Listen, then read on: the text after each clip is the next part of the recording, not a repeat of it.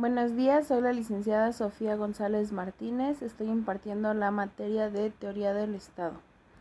En esta ocasión vamos a analizar el tema del tema 2.6 Teoría Política Contemporánea, el subtema 2.6.2 hablando del Estado mexicano.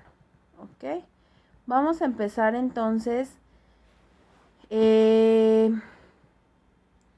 En 1822, empezando por el Imperio de Agustín de Iturbide, también llamado Primer Imperio Mexicano, fue un gobierno liderado por el militar Agustín de Iturbide, que se desarrolló en México durante pocos meses, entre el 21 de julio de 1822 y el 19 de marzo de 1823. A pesar de su corta duración, este gobierno es de suma importancia en la historia de México porque fue el primer gobierno independiente y soberano de este país. Agustín de Iturbide fue un militar destacado y un personaje central en la política mexicana durante la Guerra de Independencia. Primero, fue militar del ejército realista en defensa de la monarquía española y luego se unió a los insurgentes y favoreció la victoria de los mexicanos. Aunque fue elegido por un congreso durante su corto gobierno, Iturbide ganó multitud de enemigos debido a sus malas políticas económicas y a la distribución del Congreso.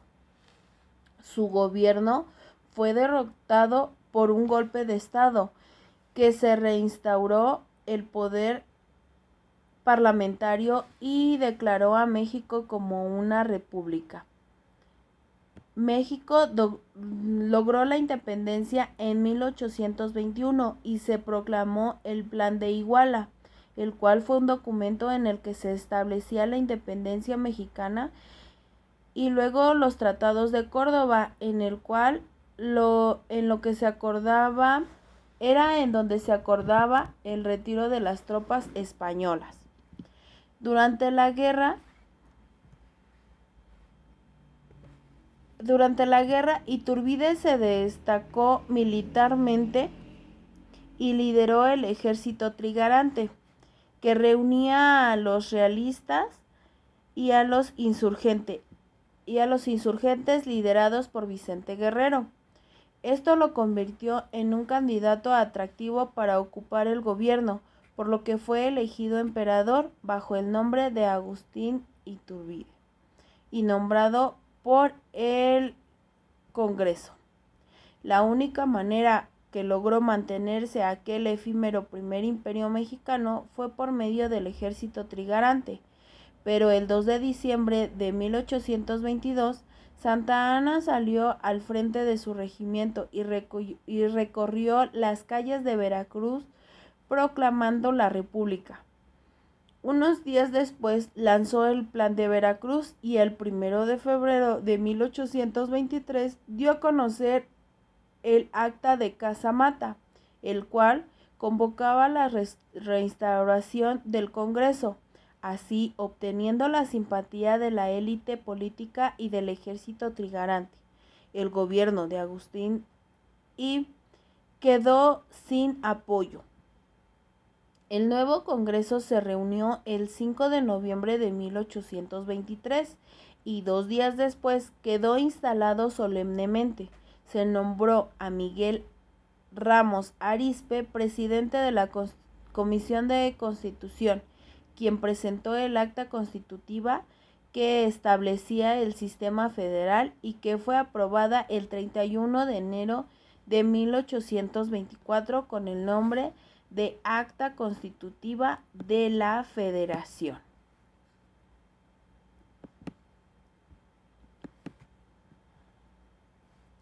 Aquí en este tema en esta fecha de 1822, bueno, pues estamos a grandes rasgos abarcando lo que fue el imperio de Iturbide y los impactos que tuvo pues dentro de su participación, por así decirlo, en el año 1822, ¿sale?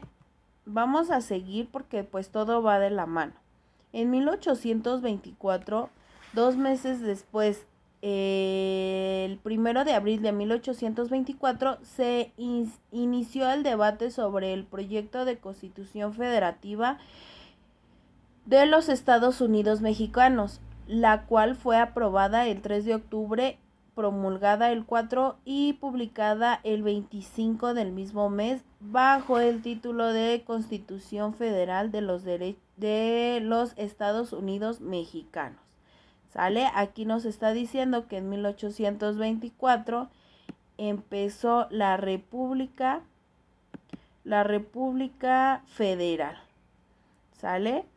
El 4 de octubre de 1824 entró en vigor la primera Constitución Federal de los Estados Unidos Mexicanos, siendo este un documento de carácter jurídico y político que estableció el sistema político federal y tuvo como fin principal el declarar el carácter independiente de México como país. La creación de esta Constitución Federal se dio tiempo después de concluido el primer imperio mexicano de Agustín de Iturbide y que México se declarara una nación independiente. Entonces se estableció un gobierno provisional que convocó a un Congreso Constituyente. Se reunió el 5 de noviembre de 1823 y 2 días después, el 7 de noviembre, celebró su instalación solemne. La Constitución de 1824 se conformó por 7 títulos y 171 artículos y esbozó una mezcla de antecedentes hispánicos y estadounidenses, es decir, una combinación de lineamientos provenientes tanto de la Constitución liberal, promulgada el 19 de marzo de 1812 por las Cortes reunidas en Cádiz, esto es en España, durante el periodo de la lucha contra el gobierno de José Bonaparte impuesto por el ejército francés, como de la Carta Federal de los Estados Unidos, aprobada en Filadelfia en 1787. Por otro lado, se considera este documento el resultado de la Guerra de Independencia, cuyos conceptos trascendieron hasta la Constitución de 1917, que es la que actualmente nos rige, ¿verdad? Seguimos con 1836, República Central. La República Centralista es el periodo de la historia de México en que el Estado estuvo organizado bajo el régimen político unitario. El régimen centralista fue establecido formalmente el 30 de diciembre de 1836 con la promulgación de las 7 leyes constitucionales, aunque ya en 1835 se había derogado la Constitución Federal de 1824. La República Centralista duró casi 11 años. El 22 de agosto de 1846, el presidente interino José Mariano Salas expidió el decreto que restauró la vigencia de la Constitución de 1824 y con esto el regreso del federalismo. El periodo centralista del Estado mexicano fue un intento del sector conservador de este país que intentó poner fin a las disputas entre las élites regionales y entre los diversos caudillos que protagonizaban la vida política nacional. Sin embargo, como ocurrió durante la Primera República Federal y el Primer Imperio, el país siguió padeciendo de una grave inestabilidad política y levantamientos de armas. La suspensión del régimen federal fue detonante de la reacción de los partidos del federalismo en Zacatecas, Tabasco y el noreste de México, particularmente en el estado de Tamaulipas. Las respuestas más radicales en la instauración del régimen unitario fueron la proclamación de la independencia en Texas y de Yucatán. Asimismo, México enfrentó en este periodo 2 conflictos internacionales: la primera intervención francesa en México, provocada por reclamaciones económicas de súbditos franceses al gobierno de México, y la intervención estadounidense en México, como consecuencia de la anexión de Texas realizada por los Estados Unidos. La República fue gobernada por 11 presidentes, pero ninguno completó su mandato durante este periodo. Hablando de 1846, siendo una república federal nuevamente, el 22 de agosto de 1846 indica lo que se conoce históricamente como la Segunda República Federal. Durante el desarrollo de la historia de la guerra entre México y los Estados Unidos de América, guerra finalizada con los acuerdos de paz firmados entre ambas naciones, durante el renacimiento de la República Federal, se vivió lo último de la dictadura de Antonio López de Santa Anna, que vio su fin con la proclamación del Plan de Ayutla el 1 de marzo de 1854, que provocó un levantamiento armado por todo el país, obligando al dictador a vivir el exilio para más tarde regresar y morir en la Ciudad de México el 21 de junio de 1876. Hablando de 1853, hay una dictadura. El general de división Antonio López de Santa Anna ocupó la presidencia de la República en 6 ocasiones, la última de ellas de 1853 a 1855. Es la única en la que merece en realidad el calificativo de dictador. A pesar de la leyenda negra que rodea su persona, Santa Anna accedió a su último mandato por expresa invitación de sus paisanos y no mediante el golpe de Estado. Tampoco se hizo del poder por medio de intrigas y amenazas. Esa facultad fue otorgada de forma deliberada por quienes lo convocaron a ocupar la presidencia. Para entender esta situación es necesario analizar los antecedentes inmediatos y el contexto en el que se produjo. A lo largo de la vida independiente de México, los intentos de transformar las estructuras políticas y sociales sobre las que se apoyaba el Estado provocaron invariablemente una violenta reacción que por medio de asonadas motines y revoluciones obligaba a dar marcha atrás a los promotores en estos cambios.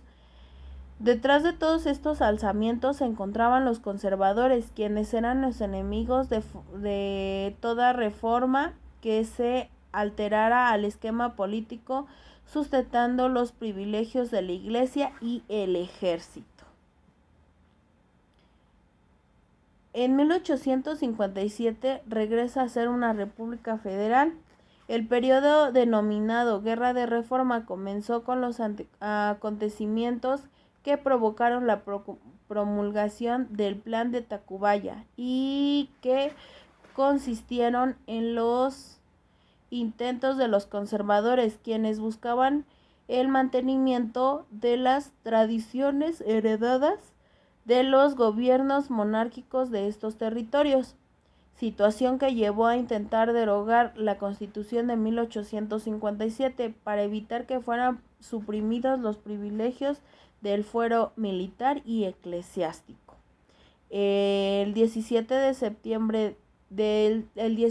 diciembre de 1857 se difundió en todas las calles de la Ciudad de México el Plan de Tacubaya, con el que se abolía la Constitución de 1857, de manera que el general Ignacio Comonfort quedaría con las facultades del mando supremo, mientras que Benito Juárez, en sus funciones de presidente de la Cámara de Diputados, fue llevado a prisión en el mismo palacio para efectuarse el cambio político. Ignacio Comonfort, tras adherirse al Plan de Tacubaya, intentó sumar simpatizantes, pero en algunos estados, como el de Veracruz, rápidamente restituiría el orden constitucional. El 11 de enero de 1858 fue nombrado en su lugar el general Félix Zuluaga. En cuanto fue puesto en libertad, Benito Juárez partió a Guanajuato, donde estableció el gobierno provisional y publicó un manifiesto con el declaró el restablecimiento del gobierno constitucional de la República. En 1863, el Segundo Imperio. Benito Juárez salió de la capital a fines de mayo de 1863, un poco antes de que las fuerzas francesas ocuparan esta ciudad. Se estableció consecutivamente en las ciudades de San Luis Potosí, Saltillo, Monterrey, Chihuahua y Paso del Norte, hoy Ciudad Juárez. La resistencia ante la invasión francesa era por la defensa del sistema republicano. La Constitución de 1857 y las leyes de reforma, así como la soberanía nacional. Las fuerzas republicanas estaban conformadas por los ejércitos regionales. Además, las guerrillas jugaron un papel importante al hostilizar constantemente a las fuerzas enemigas. En 1863, el mandato invasor francés trató de organizar un nuevo congreso debido a la oposición pública. Formaron nuevos órganos de gobierno, la Asamblea de Notables y la Regencia, integrada por los conservadores Juan Nepomuceno Altamonte y José Mariano de Salas, y el arzobispo de Puebla, Antonio de la Bastida. El imperio se basó únicamente en dos fuerzas, los ocupantes franceses y los liberales moderados. Las tropas liberales reconquistaron el país en 1866. Con poco apoyo Maximiliano emprendió una campaña militar al interior del país y fue derrotado entre febrero y mayo de 1867 en Querétaro. En 1867 ya hay una república restaurada. Una vez reinstalado el gobierno de Juárez, tuvo que enfrentar la oposición a su iniciativa de reforma a la Constitución del 57, al igual que el bandolerismo que estaba en todo el país y las ambiciones políticas de los militares que había defendido a la República. Esta lucha por el poder llevó al presidente a reafirmar el carácter de su gobierno sería corte civil, por lo que decidió reducir el ejército, restándole poder al tiempo que reducía el gasto público. En la economía adoptó políticas financieras que permanecieran, mejorar el aprovechamiento de los recursos políticos, por lo que aplicó un control de comercio interno y externo, impulsó la empresa privada e inició en la construcción de nuevas vías de comunicación. Tuvo como objetivo atraer el capital extranjero para poder fomentar la agricultura, incorporar la revolución industrial y sobre todo convertir a México en un puente comercial, pero no tuvo los resultados esperados. Así que tanto el Lerdo de Tejada como Díaz empezaban una dura campaña previniendo que Juárez podría manipular las elecciones y triunfaría con fraude. Finalmente, así, algunos grupos porfiristas en Tampico y Monterrey en contra de los resultados, pero fueron pocos controlados por los juaristas. Una vez más, Benito Juárez fue electo presidente para el periodo de 1871 a 1875. Pocos días después, Porfirio Díaz proclamó el Plan de la Noria, rechazando la presidencia y proponiendo reformas políticas y sociales. Desgraciadamente, en este plan no se tuvo éxito. Y por último, en 1877, el porfiriato. La política porfirista se caracteriza por dos grandes etapas. La primera etapa del porfiriato empieza en 1877 y termina en el inicio del tercer periodo presidencial de Porfirio Díaz en 1888, o cuando se eliminó toda la restricción legal de la reelección indefinida. Se trata de una de las fases de construcción, pacificación, unificación, conciliación y negociación, pero también de represión. La segunda etapa comienza entre 1888 y 1890 y termina hacia 1908 y se caracteriza por un acentuado centralismo y por un gobierno cada vez más paternista y autoritario. Para el logro de sus objetivos en política exterior, el presidente Porfirio Díaz contó con la colaboración de expertos que se habían forjado en las últimas décadas. Las dos últimas figuras más importantes fueron sin dudas Matías Romero e Ignacio Mariscal, el primero quien se desempeñó como ministro de México en Washington de 1882 a 1898. Logró generar una política bilateral en los Estados Unidos, aprovechando las oportunidades comerciales que se abrían.